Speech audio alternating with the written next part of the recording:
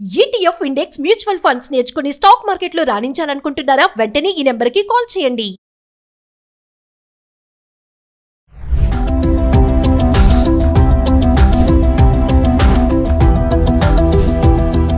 నమస్తే, welcome back to Suman TV. Present మనతో పాటు ఉన్నారు public speaker, motivational speaker, family counsellor Rajani Ramma గారు. నమస్తే మ్యామ్.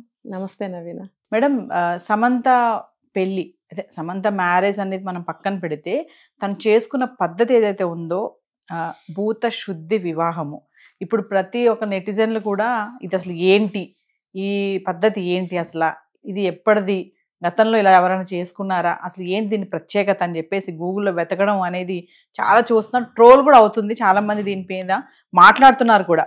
అసలు ఏంటి మేడం భూత శుద్ధి వివాహం అంటే ఏంటి, దాని ప్రత్యేకత ఏంటి అసలు? అంటే ఇప్పుడు పెళ్ళి అంటేనే ఏదైనా పెళ్ళి అని అంటారు కదా, మరి అంతా తతంగం హంగామగా చేసుకుంటూ ఉంటారు, చాలా పద్ధతులు ఉన్నాయి పెళ్ళిళ్ళలో.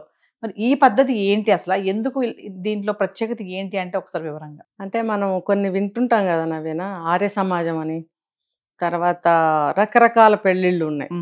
అవన్నీ ఇప్పుడు పాతకాలం నుంచి తీసుకుంటే, మన పురాణాల నుంచి కొన్ని వేల సంవత్సరాల నుంచి తీసుకుంటే వివాహాలు అనేక రకాలు ఉన్నాయి. అవి ఇలా మాట్లాడే వాళ్ళకి కొన్ని తెలుస్తాయి, ఇంటర్వ్యూ చేసే వాళ్ళకి మీకు మాకు తెలుస్తాయి. అందరికీ తెలియాల్సిన అవసరం లేదు. పాత వ్యక్తులకి అంటే పెద్ద వయసులో ఉన్న వాళ్ళకి కొంతమందికి తెలుస్తాయి. ప్రస్తుతం కానీ దీని ముందు జనరేషన్ వాళ్ళకి కానీ ఎవరికి ఇవన్నీ చాలా 99% తెలియవనే చెప్పుకోవాలి. ఎందుకంటే మన భారతదేశంలో ఎన్నో ఉన్నాయండి, ఎన్నో విషయాలు ఉన్నాయి, మనకు కూడా చాలా తెలియవని చెప్పుకోవాలి. అవన్నీ ఏంటంటే కాలమాన పరిస్థితుల ప్రకారం రీజనల్గా అవి సపరేట్ చేయబడ్డాయి. కాబట్టి ఇవి తెలియకపోవడానికి ఇదొక రీజన్. ఒక్కొక్క స్టేట్ తీసుకుంటే అక్కడ వాళ్ళకి డెప్త్గా ఉన్న ఆచారాలతో కూడుకున్న పద్ధతులు ఎన్నో ఉంటాయి. ఇప్పుడు ఒక తమిళనాడు తీసుకోండి, కేరళ తీసుకోండి, మన ఆంధ్రప్రదేశ్, తెలంగాణ, ఇంకా ఏ స్టేట్ తీసుకున్నా కూడా వాళ్ళ వాళ్ళ రీజియన్ ప్రాంతీయపు సాంప్రదాయాలు కొన్ని వేల సంవత్సరాల నుంచి నడుస్తూ ఉన్నటువంటి సాంప్రదాయాలు ప్రతి స్టేట్లోనూ ఉంటాయి. సో ఇప్పుడు ఇది తీసుకుంటే కూడా మీరు అన్నారు సింధు నాగరికత ఉన్నప్పటి నుంచి ఉంది అని, మేబీ ఉండి ఉండొచ్చు. అయితే ఎంతమంది పాటిస్తున్నారు అసలు ఎవరికి తెలుసు అంటే తెలియదు. ఇప్పుడు ఈషా ఫౌండేషన్ మీరు చెప్పారు, ఈషా ఫౌండేషన్ వాళ్ళు కూడా పుట్టి 100 ఏళ్ళు కాలేదు, వేల సంవత్సరాల నుంచి ఇది ఆచారంలో ఉంది, ఆ పద్ధతిలో ఎంతోమంది చేసుకుంటున్నారు వివాహాలు అని అన్నప్పుడు ఇది ఎక్కడ జరిగిందంటే మనకి కర్ణాటకలో జరిగింది. కర్ణాటకలో జరిగింది. ఈషా ఫౌండేషన్ ఎవరైతే ఉన్నారో ఆయన పూర్వీకుల నుంచి యోగా సాంప్రదాయం యోగా అనేటువంటి దాంట్లో తరతరాల నుంచి వాళ్ళు చేస్తూ వస్తున్నారు. దీన్ని యోగా అనే ఒక సాంప్రదాయాన్ని తీసుకొచ్చారు. ఇప్పుడు ఆర్ట్ ఆఫ్ లివింగ్ తీసుకుంటే అదొక యోగా పద్ధతి, ఇప్పుడు ఇదొక పద్ధతి అయినప్పుడు ఆ పద్ధతుల్లో కొన్ని సాంప్రదాయాలు ఉంటాయి. ఎందుకు అని అంటే యోగాకి దానికి ఏంటి సంబంధం అంటే నాకు తెలిసినంత వరకు నేను చెప్తాను. ఇప్పుడు మనం చేసే యోగా ఒకటి ఉంది అంటే ఈ యోగాని ఈ పద్ధతిలో చేయాలి, ఈ యోగాని మనం ఇలా చేయాలి అని అంటే మనం కొన్ని పద్ధతులు పాటించాలి. ఆ కొన్ని పద్ధతులు పాటించాలి అంటే ఇంట్లో అందరూ కూడా కోఆపరేట్ చేయాలి, ఇంట్లో అందరూ కలిసి పాటిస్తేనే అదొక సాంప్రదాయంగా నిలబడుతుంది. అన్నప్పుడు ఒక కుటుంబం కాదు, ఒక ఊరే కాదు, ఒక స్టేటే అవ్వచ్చు, అదంతా అందరూ కలిసి పాటించుకునే సాంప్రదాయమైనటువంటి ఒక పద్ధతి వాళ్ళు పాటించే యోగాలో ఉండొచ్చు. మనదే తీసుకోండి, వాళ్ళదే తీసుకోండి, ఇంకో స్టేట్ తీసుకోండి.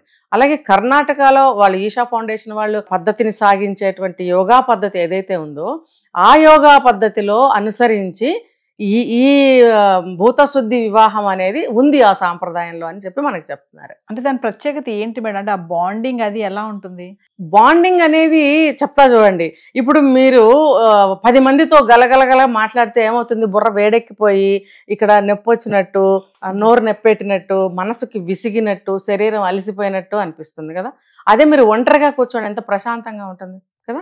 ఈ యోగా చేసేవాళ్ళు ఎక్కువగా మన మైండ్ కాన్సన్ట్రేషను, తర్వాత ఒక మనశ్శాంతి కోసము, ఒక మన ఇంటర్నల్ హెల్త్ సిస్టమ్ కూడా ఒక కంట్రోల్కి వస్తుంది, మనం ప్రశాంతంగా ఉంటాం. ఏమన్నా మనం ఇరిటేట్ చేసినా ప్రశాంతంగా ఉండగలుగుతాం. యోగా అనేది మెయిన్ చేసేది దానికోసమే. కాబట్టి ఈ ముఖ్యంగా ఇటువంటి యోగా తీసుకుంటే వీళ్ళకి చక్రాలు చెప్తారు కదా, ఎన్నో చక్రాలు ఉంటాయి, అంత డీప్గా మనం మాట్లాడద్దు. ఎన్నో చక్రాలు ఉంటాయి, సహస్ర చక్రాలని, ఆజ్ఞా చక్రం అని, ఇవన్నీ వరుసగా ఉంటుంటాయి అన్నమాట.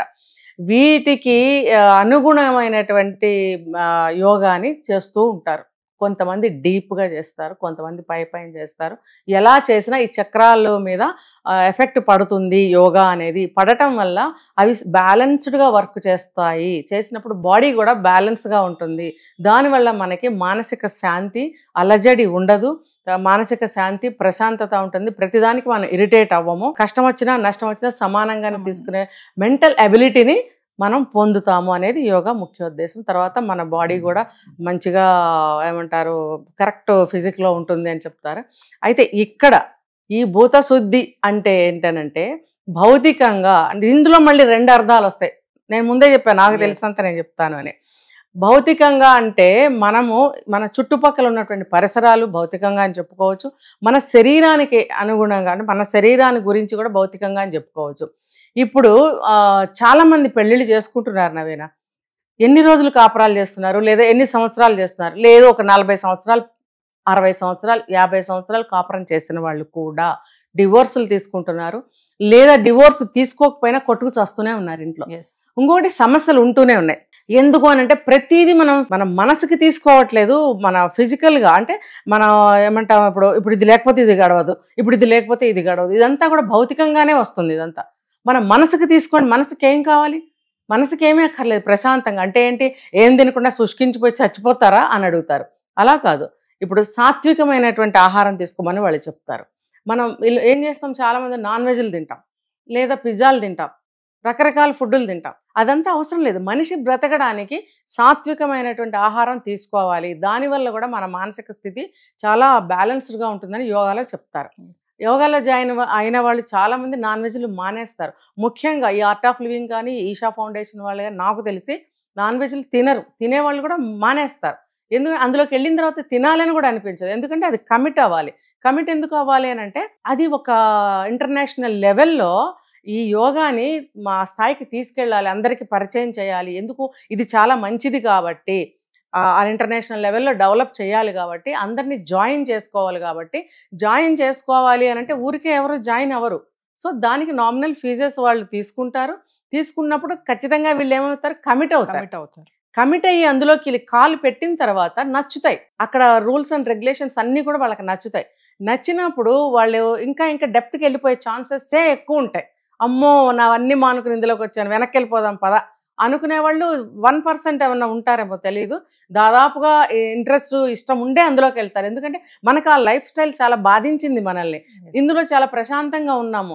బాహ్య ప్రపంచానికి, బాహ్యమైనటువంటి సమస్యలకి మనం చాలా దూరంగా ఉన్నాము. దూరంగా ఉన్నామంటే ఏంటి, ఆటోమేటిక్గా మన మైండ్ కూడా దాన్ని పాజిటివ్గా తీసుకుంటుంది ఆ సమస్యల్ని. అదే మామూలుగా చూడండి, ఎంత ఇరిటేట్ అవుతాం, ఎంత టెన్షన్ తీసుకుంటాం, ఎంత ప్రెషర్ తీసుకుంటాం. అదే అందులోకి వెళ్తే, ఇవే సమస్యలు ఉన్న వ్యక్తి అందులోకి వెళ్తే ప్రశాంతంగా బ్రతకడానికి ఛాన్సెస్ ఉన్నాయి. అవి మైండ్కి అంత స్ట్రాంగ్గా వాళ్ళు తీసుకోరు. టేక్ ఇట్ ఈజీగా తీసుకుంటారు, ప్రశాంతంగా ఉంటారు. ఆటోమేటిక్గా సమస్యల్ని వాళ్ళదైనటువంటి పద్ధతిలో పరిష్కరించుకుంటారు.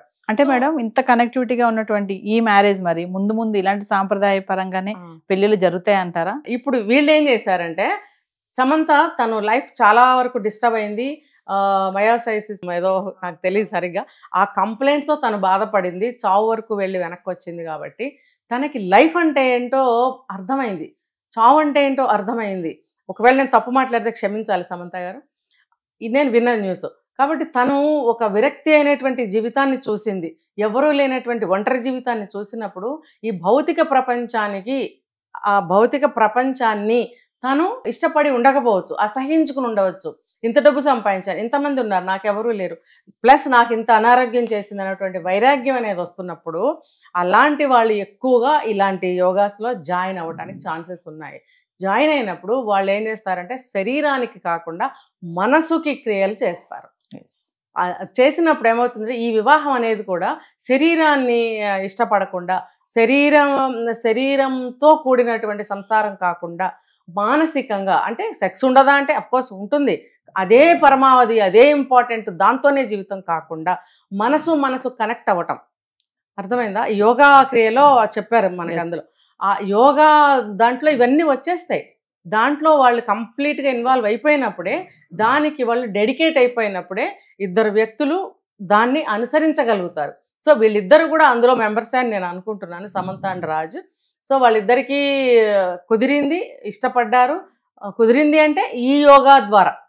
ఈ యోగాని ఇద్దరు ఇష్టపడ్డారు కాబట్టి, ఇద్దరికి అనుసంధానం కుదిరింది కాబట్టి ఆ పద్ధతిలో వీళ్ళు వివాహం జరిపించుకున్నారు. అంటే ఏదో లింగభైరవి ఆలయంలో. ఇది కర్ణాటక సాంప్రదాయాలు కంప్లీట్గా.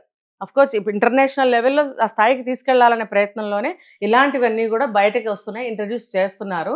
దీనివల్ల ఏంటంటే ఒక శరీరాన్నే కాకుండా ఇప్పుడు మళ్ళీ ఏం చెప్తున్నానంటే విడాకులు అయిపోవడం, గొడవలు అయిపోవడం. ఇప్పుడు ఇంత బాధపడింది, రాజు కూడా డివోర్స్ తీసుకున్న వ్యక్తే, ఈవిడ తీసుకుంది, హెల్త్ వైజ్గా బాధపడింది. ఇలా ఉన్నప్పుడు మళ్ళీ భౌతికమైనటువంటి ఆకర్షణలకి లోను కాకుండా ఇద్దరు కూడా, అతను కూడా 50 క్రాస్డ్ 50 రన్నింగ్, సో అతను కూడా అట్లాంటి భౌతికమైనటువంటి ఆకర్షణలకి లొంగిపోకుండా, ఈవిడ కూడా ఎన్నో చూసింది కాబట్టి భౌతికమైనటువంటి విషయాలకి తను లొంగిపోకుండా ఇందులో తను డెడికేట్ అయిపోయి ఈ మ్యారేజ్ ఇద్దరు ఇష్టపడ్డారు. అఫ్కోర్స్ వాళ్ళు సజెస్ట్ చేసి కూడా ఉంటారు, ఎవరైతే ఈషా ఫౌండేషన్ వాళ్ళు ఉంటారో పై వాళ్ళు వీళ్ళకి సిఫార్సు చేస్తుంటారు, రికమెండ్ చేస్తుంటారు. ఇటువంటి వివాహము కలకాలం నిలబడుతుంది. చూడండి, పాతకాలంలో ఎన్ని గొడవలున్నా ఎంత వయసు వచ్చినా కలిసి ఉండటానికి కారణము మనసులు మమేకమై ఉండటం వల్ల. శరీరాలు ఏముందండి, వాళ్ళు ఉపయోగపడతాయి, రేపు ఉపయోగపడవు కాబట్టి నిన్న మనం ఒక కేసు చూసాం. నువ్వంటే నాకు ఇష్టం లేదని చెప్పి సంవత్సరం కాపురం చేసి వెళ్ళిపోయాట.